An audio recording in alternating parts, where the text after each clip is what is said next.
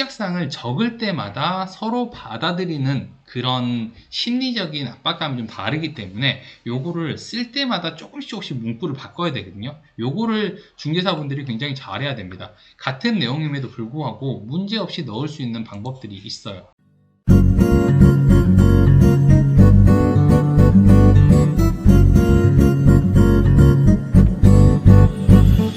오늘 제가 얘기해드릴 부분은 특약사항 적는 방법이에요. 계약을 할 때 우리가 특약사항을 적을 줄 알아야 되는데 이게 조금 애매해요. 보면은 계약이라는 게 하나의 약속입니다. 크게 설명을 하면은 그냥 A와 B의 약속인데 우리가 중개를 해주는 사람이나 중개사들이 껴있는 경우도 있고 껴있지 않은 경우도 있겠죠. 근데 대부분의 약속은요 정해져 있어요. 계약일이라든지 보증금이라든지 아니면 입주날 이런 것들이 정해져 있기 때문에 사실 이런 것들 때문에 문제가 생기진 않아요. 그런데 계약이라는 거는 특별히 두 사람이 만나가지고 하는 계약이기 때문에 그 약속 내용들을 정하는 게 필요하거든요. 우리가 친구를 만나서 이 약속을 하잖아요. 그러면은 야 오늘 우리 6시에 그 빵집에서 만나자 라고 얘기했는데 친구가 생각하니까 치킨집에서 만나고 싶어요. 오늘 저녁에 술 한잔 하고 싶다 라고 생각해서 바꿀 수 있잖아요. 그런 식으로 계속 수정이 가능한 거기 때문에 계약을 할 때는 이런 내용들을 특약사항으로 적어서 많이 합니다.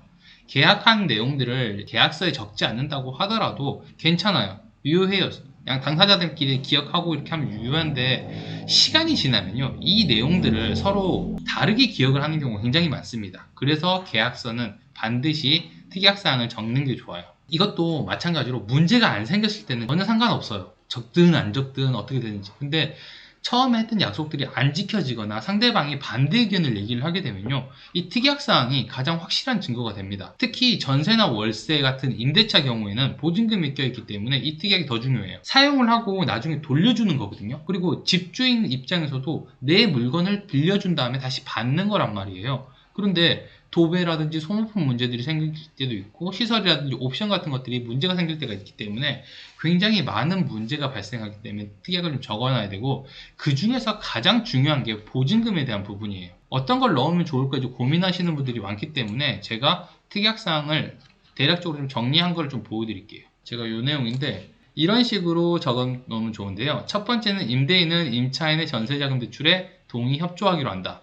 이렇게 적어두면은 임대인 입장에서는 사실 임차인이 전세자금 대출을 동의한다라고 얘기했을 때는 그냥 그런가 보다 했는데 동의 협조하기로 한다 그러면 약간의 구속감이 생기는 거예요. 그래서 이 사람한테 내가 좀 협조를 해줘야겠다. 은행에 전화하고 오면은 당연히 잘했다고 얘기를 해줘야지 라는 의무감이 생기기 때문에 이 조항을 적어 놓은 게 좋은데요. 두 번째는 좀 내용이 똑같은데도 달라요. 임대인은 전세자금 대출 불가시 계약을 해지하고 계약금은 즉시 임차인에게 반환하기로 한다. 자, 전세자금대출 불가시, 전세자금대출이 안 됐을 때를 얘기하는 거거든요. 이랬을 때는 해지하고 어떻게 한다를 적어두는 게 좋죠. 모든 사항들은 다 이렇게 적어두면 좋아요. 근데 요거랑 요거는 같은 듯 다르거든요. 이거는 동의 협조하기로 했는데 협조하는 거에서 끝나는 거고 여기는 대출이 안 되면은 계약을 해지한다. 그리고 계약금은 돌려준다. 이런 식으로 내용을 적어놨어요. 사실 두 개가 조금 같으면서도 다른 내용인데 둘 다 적어놓는 게 좋습니다. 그리고 세 번째는 임대인은 전세 잔금일을 다음 날까지 새로운 근저당 및 제한 물건을 설정하지 않기로 한다. 이렇게 적거나 혹은 좀 더 강력하게 적으려면 임대인은 전세 계약 기간 중에 새로운 근저당 및 제한 물건을 설정하지 않기로 한다. 요건데 요 내용은 쉽게 얘기하자 그러면 우리가 전입신고하는 다음 날에 대항력이 생기잖아요. 그때까지는 새로운 근저당을 설정하지 않기로 한다라는 내용입니다. 요거를 적어 두셔야지 나중에 임대인이 근저당을 설정하거나 제한 물건을 해가지고 임차인한테 뭔가 문제가 발생하지 않게 돼요. 근데 요거 보면은 이길이라는 말을 많이 쓰거든요. 이런 말 사실 이길이라 하셔도 돼요. 해도 되는데 요즘에 사람들이 조금 다른 식으로 언어를 해석하는 경우들이 되게 많아요. 다음 날이라고 되어 있는데 이 길이 뭔지 나 몰랐다. 그거 있잖아요. 금요일, 금일이라고 했는데 금일이면 오늘이잖아요. 근데 금일이라 적어놨더니 금요일이라고 해석하는 사람이 생긴다는 거죠. 어려운 말을 굳이 적지 않으시고 다음날이라고 정확하게 좀 적어놓는 게 좋아요. 그리고 이것도 뭐 전입신고를 한 다음날 이런 식으로 적으면 안 되고 잔금일이라는 정확한 기준일을 적고 다음날을 적어야 됩니다. 이런 식으로 특약사항을 써야지 문제가 없어요. 4번도 읽어볼게요.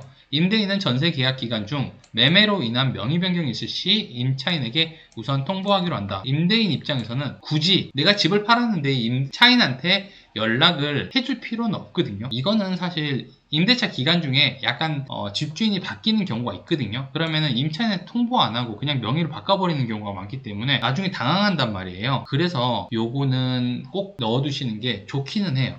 근데 임차인 입장에서 이걸 모르는 경우가 되게 많기 때문에 이거를 알고 있으면 아무래도 특약으로 적어 놓으면 집주인이 바뀔 때 아무래도 연락을 해줄 가능성이 높겠죠. 5번은 임대인은 계약기간 중 법인의 신탁에 명의 변경을 하지 않기로 한다. 요거는 사실 제가 적어 놓긴 했지만 집주인들이 잘 안 적어줘요. 잘 안 적어주기 때문에 그냥 알고만 계시면 됩니다. 제가 요 내용을 설명해 드리면서 특약사항은 이렇게 적으시면 됩니다 라고 하면 되는데, 이렇게 앞으로 일어날 일에 대해서 특약을 적으면 돼요. 그리고 앞으로 생길 수 있는 문제뿐만이 아니라 현재 약속한 내용도 같이 적어주면 되기 때문에 여기서 좀 주의해야 할 점이 생깁니다. 이 특약을 지키지 않았을 때 어떻게 할지에 대한 내용을 적어야 돼요. 지금 요렇게 적기만 하게 되면요, 아까 전에 설명한 것처럼 요 2번에는 계약금을 즉시 반환하기로 한다, 계약을 해지하고 계약금을 즉시 반환하기로 한다, 요런 내용들이 항상 들어가 있어야 돼요. 이거는 그냥 하나의 1차원적인 그냥 특약 내용인 거고, 어떻게 좀 변경을 해야 되냐면은 똑같은 내용이었는데 제가 문구를 뒤에다 조금 수정을 해서 추가했어요. 해지했을 때 어떻게 되는지에 대한 부분을. 임대인은 임차인의 전세자금 대출에 동의 협조하기로 한다. 아까 여기까지였거든요. 근데 여기서 그러지 아니할 경우에는 계약을 해지하고 즉시 계약금을 반환하기로 한다. 이런 식으로 적어주시면 좋다는 거죠. 모든 문구에 다 적으셔야 돼요. 근데 상황에 맞게 적어야 되기 때문에 특약사항을 어떤 걸 적으면 좋을까요? 이런 것보다는 이 상황에서 요거를 적으면 좋겠다, 이런 생각을 해두시는 게 좋아요. 문제가 생겼을 때 어떻게 할 건지에 대해서 적는 건 진짜 특약사항에서 기본 중에 기본인데 대부분 이 내용들을 안 지켜요. 그렇게 되면은 나중에 문제가 발생했을 때는 어떻게 처리해야 할지에 대한 문제가 생기는 거예요. 이게 분쟁으로 이어지거든요. 만약에 분쟁으로 일어나게 되면은 소송으로 가고 재판을 해야 되는데 특약사항만 잘 적어 놓으면 이런 일이 없거든요. 우리가 많이 하는 계약 중에 이런 게 있어요. 진짜 많이 넣는 거예요. 집주인들이나 할 때는 요 애완동물 사육금지라는 문구가 있잖아요. 요게 되게 많이 넣는 특약사항 중에 하나예요. 애완동물 사육금지. 이 8자인데 애완동물을 키우시는 분들한테는 이게 굉장히 큰 특약이거든요. 구속력이 좀 있죠.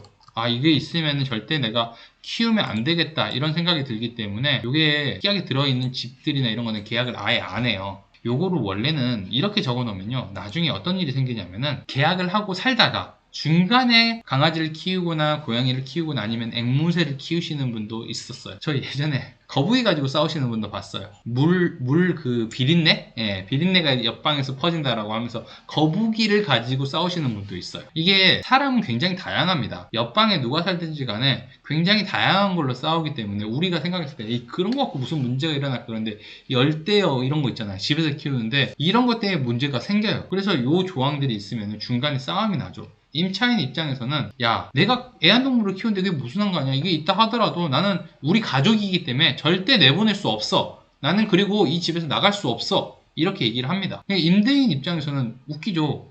계약서에 이렇게 애완동물 사육금지라고 딱 적혀 있는데 계약 해지하고 너네가 청소비용까지 다 내놔라, 이렇게 얘기합니다.